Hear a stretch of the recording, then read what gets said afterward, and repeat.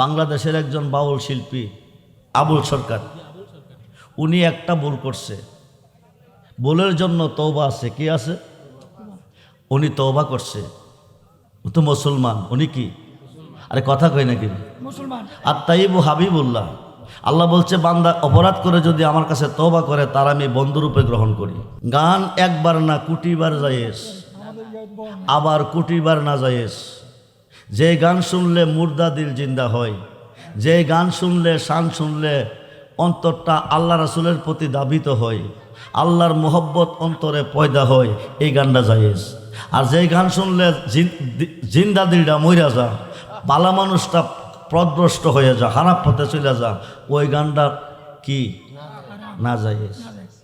বাংলাদেশের একজন বাউল শিল্পী আবুল সরকার, উনি একটা ভুল করছে।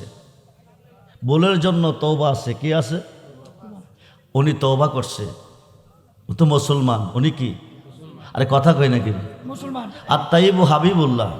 আল্লাহ বলছে বান্দা অপরাধ করে যদি আমার কাছে তওবা করে তার আমি বন্ধুরূপে গ্রহণ করি। সুবহানাল্লাহ বলে।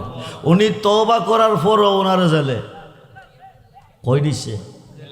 জেলে নিছে। প্রশ্ন হইল বাড়ি ঘরও ভাঙ্গার জন্য গেছে। এখন উনি ভুল করলে এক পাগল ছিল নূরা